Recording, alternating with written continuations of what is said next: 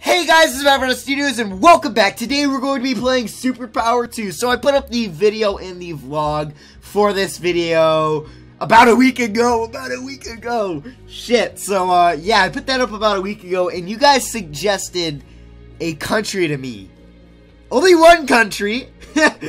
And you suggested a few different government types, but I will explain why we are not going to be playing as a communist dictatorship or a military dictatorship. Because with those two government forms, a lot of problems can arise. So we'll get into that more later. But yeah, I got an overwhelming amount of people, you know, saying, yeah, go ahead with it, play Superpower 2. So this first episode here is just going to kind of be explaining stuff. It's going to be more of like a tutorial series because I know a lot of you probably aren't going to know what the heck's going on with this game. So I'm going to go ahead and explain things as I do them.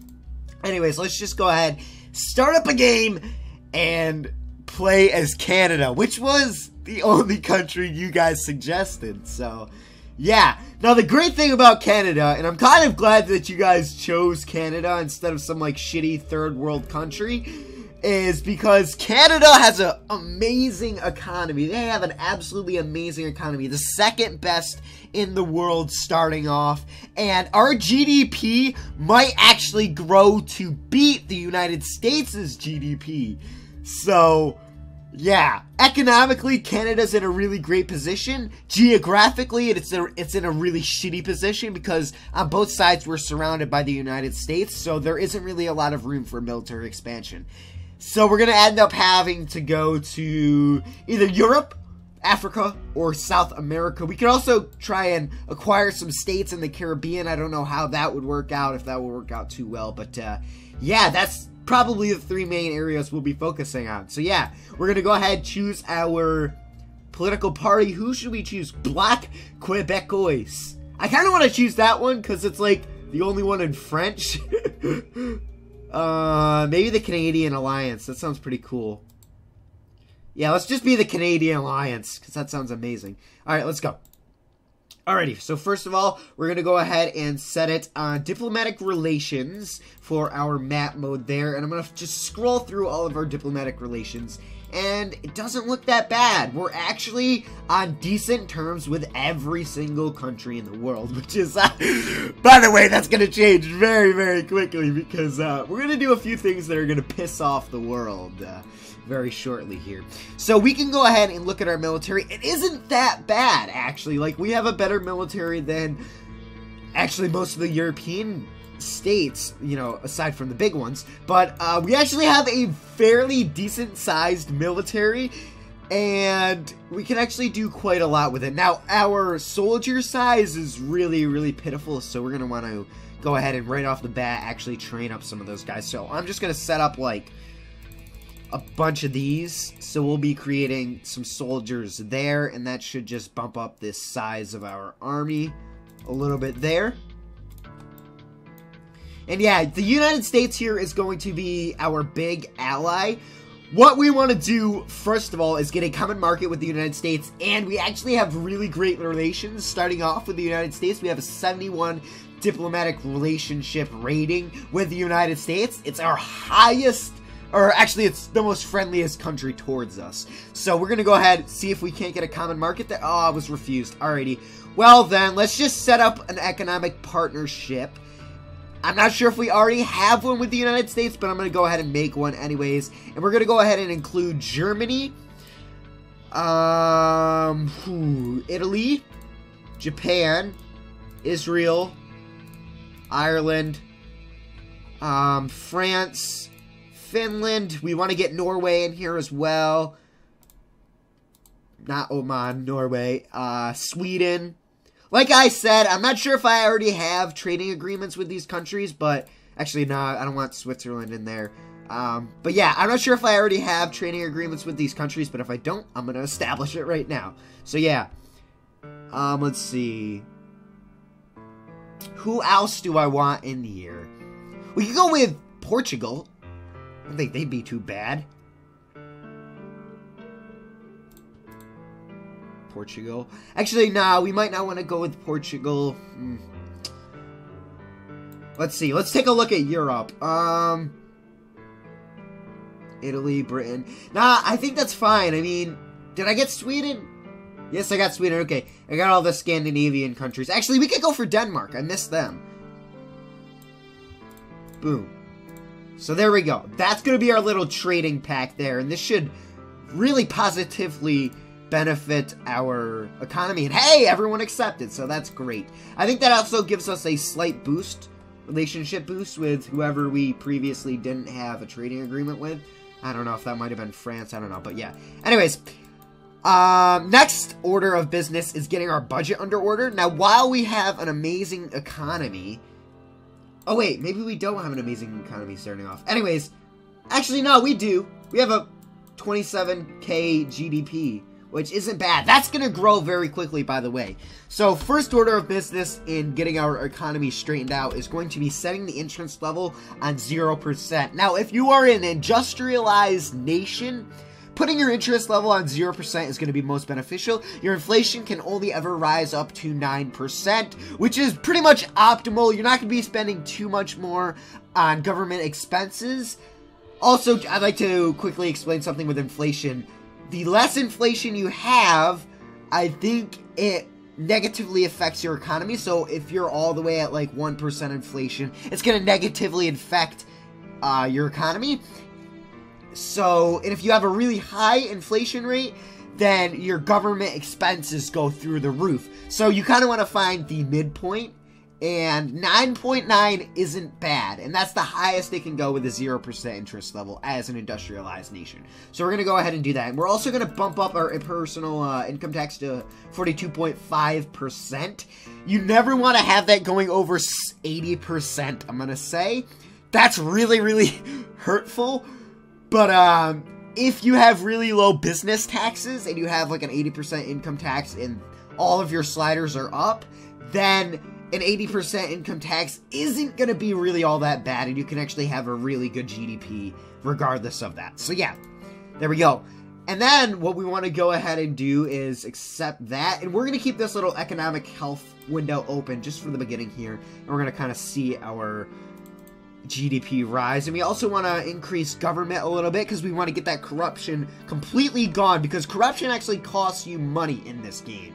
So we're spending nearly $1 billion on corruption, and we're only spending about 195 million on or actually we are spending 195 million on our debt through interest.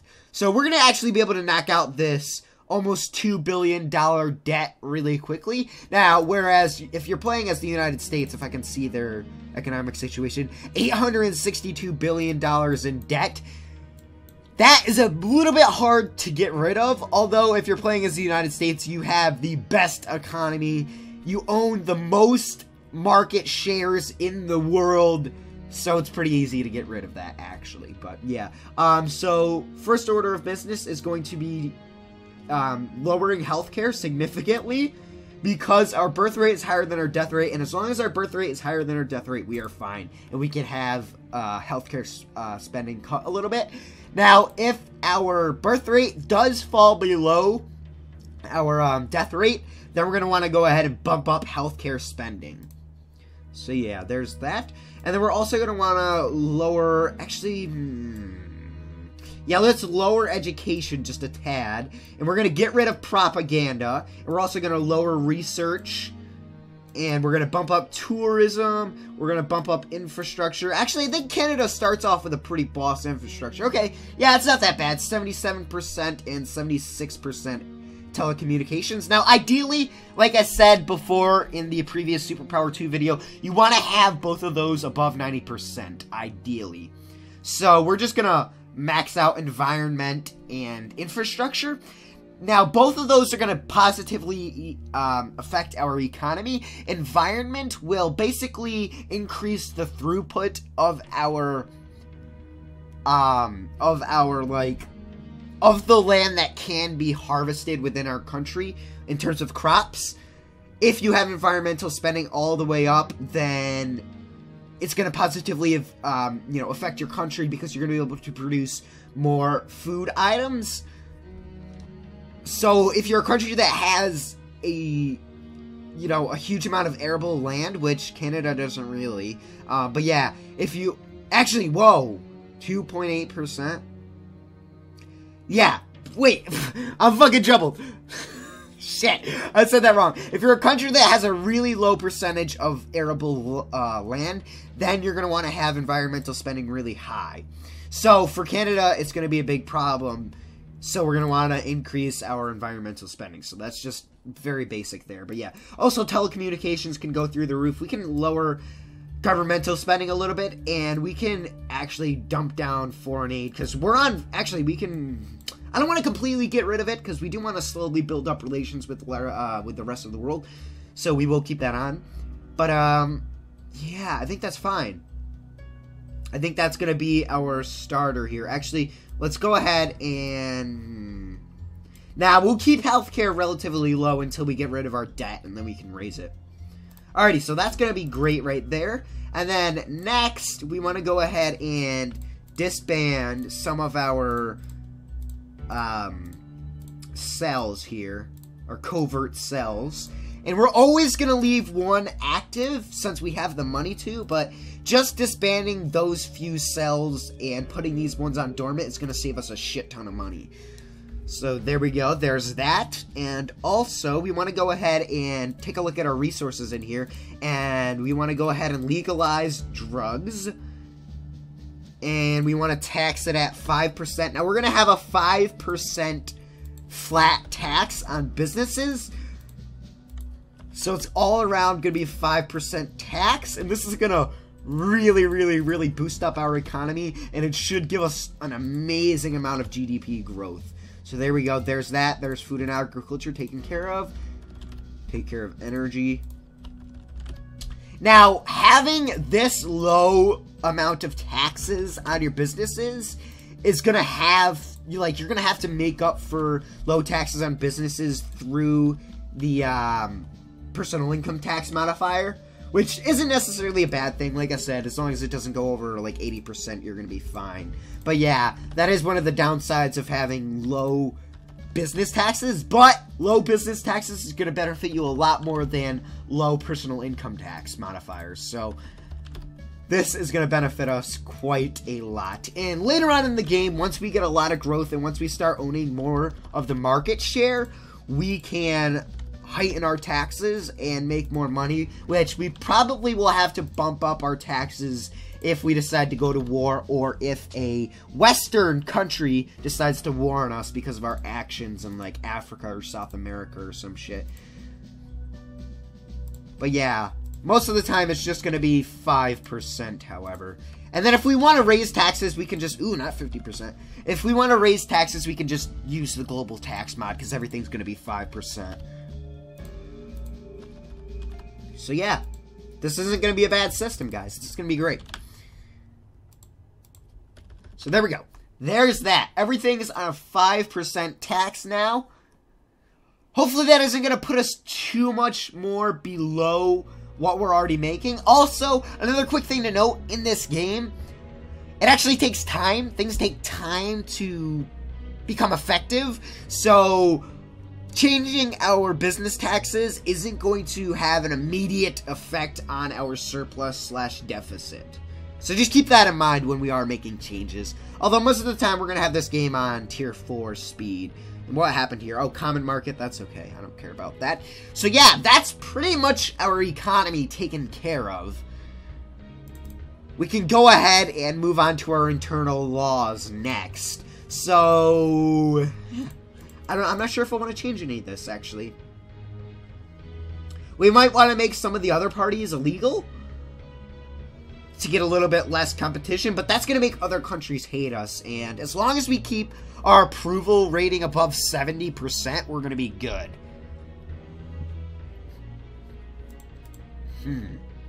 Alright, so I don't think we're going to permit child labor. Normally I would, but we want to keep our relations with Western nations relatively good, so we can permit polygamy. Alright, so yeah, I think that's all I'm going to do for internal laws is just change polygamy to permitted. Actually, we might not even want to do that because most Western nations don't have polygamy permitted. So, like, oh, let me see. Fuck. Just move that over. But yeah, like, if we look at, like, France and shit, most of them don't have polygamy permitted. So we probably actually shouldn't permit it. Because we want to mimic the laws of Europe as best as possible, so that way we can have the best relations. So yeah, I think we might just keep it as it is. There are a lot of freaking... Oh wait, no, that's... Are we in our own country? Yes, we are, okay. National movement? Or movement for France? What the fuck? Canadian Alliance and the Socialist Party. The fuck? Why the hell are they in power? I'm in power. Fuck off. I don't know why that's saying that. I've never had that happen before. I don't know why these parties are there. Or is that France's parties? No, those are French parties. What? Or I mean Canadian parties. What? Why are those there? I don't know why those are there. Whatever. But yeah, that's pretty much going to be it. We can go ahead and start it. Actually, hold up. Before we go any further with that, I want to show you why we're not going to go, or rather explain to you why we're not going to go with a communist dictatorship or a military dictatorship, or rather a communist state, my bad. Now, the thing with a communist state is you can never get voted out, so your party will always rule. As with a multi-party democracy, you always have to keep a good approval rating around election time, so that way you can get reelected. And if you don't get reelected, you essentially lose the game. You lose country, or you lose control over your country, and you lose the game. So you don't have to deal with that as any of these other government types, except multi-party democracy. That's the only one where you really have to worry about elections, and your approval rating really doesn't matter with any of the other countries. Ideally, you always want to have it pretty high, regardless of what, thing you're as, but multi-party democracy, you always want to have your approval rating high. Now, the other thing is, with a communist state, your production actually goes down, so you get a negative modifier on your production, so we don't want that at all.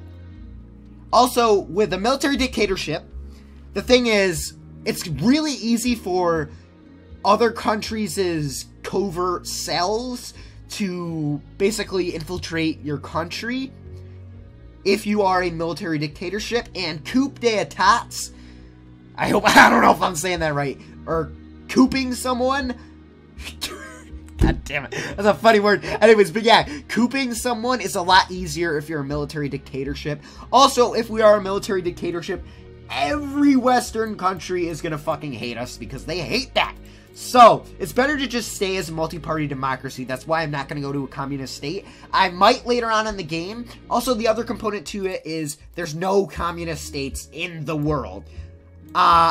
Cuba might be one. I think they're a single party. No, they're a single party.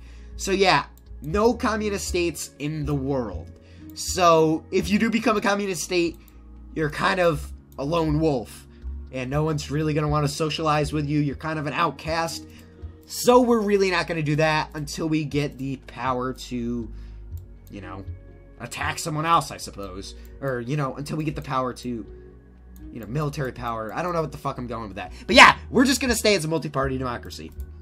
So we can go ahead and start up the game and see how our budget's looking. We're going to want to pay close attention to our budget in the beginning of the game here. And our economic health, as you can see, already shot up from having that low interest rate. It's not even low, it's gone, it's not existent. In our relations with Great Britain, France, Italy, everyone has gone up, which is awesome. We might actually want to, ooh, yeah, okay, there it is. See what I mean? Things take a while to go into effect. So I think rather than lowering any spending, we're just going to bump up personal income tax to 50%. And that's going to put us at a surplus of about 500 million. Which is kind of terrible. Okay, yeah, now we're going negative. Let's go ahead and bump that up to 51.5%. Now, keep in mind when you jump up the personal income tax at intervals greater than, I think, 2 or 3, your approval rating goes down fairly quickly, so you want to kind of keep that in mind. Also, our corruption's going down fairly quickly, because we've got a large amount of government spending. So that's going to be gone soon, and we'll have an extra $1 million, or an extra $1 billion, rather, to throw around. So yeah, for the beginning here, we're just going to kind of let our debt go away. And as you can see, our GDP is already rising, and already benefiting from the extremely low, extremely low business taxes. We might want to get some more economic partnerships. Maybe with China? I don't really know if that's going to benefit us too much, but there we go. We have an economic partnership with China. I don't know if that really benefits us, though. Maybe it does, because we're importing, or they're importing from us, rather. Here, I want to see how much Canada owns of the fossil fuels market. Only 2%? Really? Thought it was a lot more than that. I guess not. Alright, yeah, but GDP already up to 29.2 thousand. In the United States, up at 37,000. So, our GDP is doing really good. Really, really good. I think we're higher than most European countries, with the exception... Oh, no. Actually, we're higher than every single European country. So, yeah, there we go. Canada's economic strength is pretty ridiculous, to say the least. Alright, so there we go. We have an extra 10,000 military personnel, and that's not going to be enough. We need more than that if we are going to lead a military expedition against another country. Also, we need to get more naval units. So I'm thinking, you know, rather than building units, because building naval units takes a ridiculous amount of time, as you can see. 749 days just to make 50 frigates. Yeah, no thank you. So, rather than doing that, I think we're just going to hire, or rather buy some, buy some boats off of some other country from the black market. Which is another thing I love about this game. There's like a freaking black market for units. Like, what the heck? This would never be a real thing in real life. I guess maybe mercenaries, but that's different. We're buying shit. Should we get some jets? That's pretty expensive. We'll get some cheap jets that aren't expensive. And we'll get some more infantry vehicles. We don't need too much of a stronger army than we already have. Like, that should be good. Because, I mean, in the beginning here, holy shit. Yeah, that actually added to our deficit quite a bit. And our GDP is up to 31K. Nice. So I think, what do I want to do here? We can go ahead and raise up foreign aid, so we'll get more relations. And education, I'll bump that up. So there we go. Resources are plummeting. They should be at 100%, but they're not.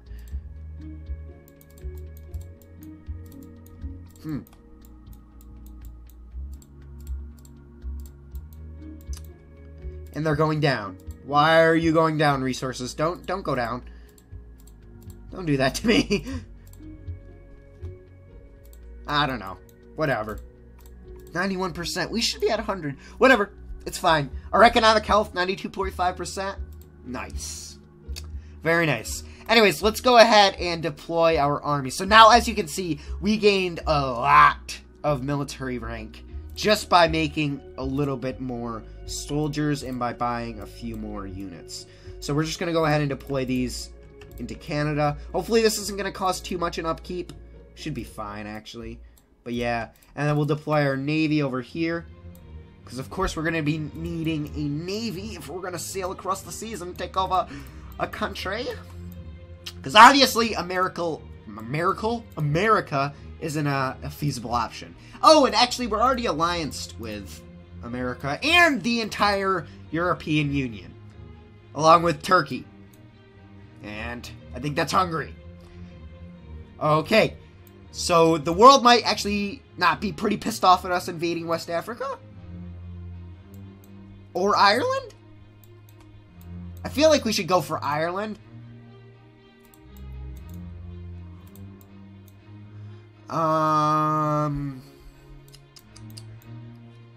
Yeah, I kind of want to go for Ireland. What's their GDP look like? 23k, so that's not too bad. Also, by the way, if you capture a country that has a lower GDP than yours and a really bad economy, that's going to transfer over to your economy. And if you have really low diplomatic relations with every single other country, you're going to start getting embargoed. People are going to declare war on you, and you're going to get a lot of terrorism, a lot of sabotage going on in your country. So I'm going to try and stay away from getting negative relations with every single country in the earth. But if it comes down to that, then it'll be all out war. Alright, so our surplus / deficit's looking good there. Corruption. We can lower our governmental spending and make a little bit more so we can get rid of that deficit quicker. Actually, I might want to buy some more Navy units. Actually, no, not build.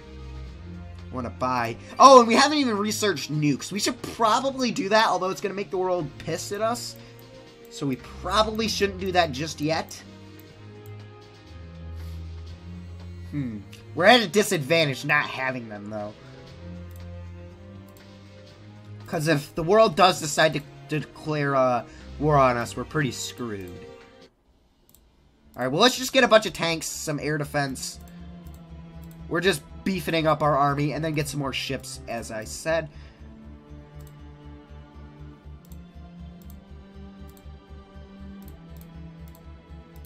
Yeah, because we want to have a relatively strong navy. If possible, the strongest in the world. Although, it's probably going to be hard to match up with, like, China and America. Because they have so much goddamn money. We have the 7th largest navy, or the 7th most powerful navy. So that is not too bad. Let's just go ahead and deploy all these guys. I almost said declare all these guys. So go ahead and deploy them there, and then deploy. Boom. And let's merge all of our naval units. Get them all in one big navy. And how is that looking? 170 ships. We have navies somewhere else? Yes. On our west coast. Okay, we're probably going to want to train up some more boats for that side. Because 37 is pretty weak. Anyways, I'm going to go ahead and end this episode off here. It's been nearly 30 minutes, and I hope you guys are enjoying this series so far. And the next episode, hopefully we'll get to a war. I think it's going to be with Ireland. Most likely it's going to be with Ireland. And that'll give us some territory in Europe. Hopefully it's not going to piss off the world too much. Because if it does, we're kind of screwed.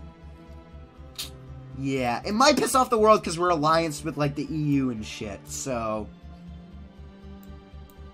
whatever. If it pisses off the world, then it'll be all out war, like I said before. Anyways, thank you guys so much for watching. If you want to see some more Superpower 2, please leave a like, please comment, and please subscribe. It really helps out, and it really does mean a lot. So once again, thank you for watching, and I'll see you in the next episode. Bye-bye!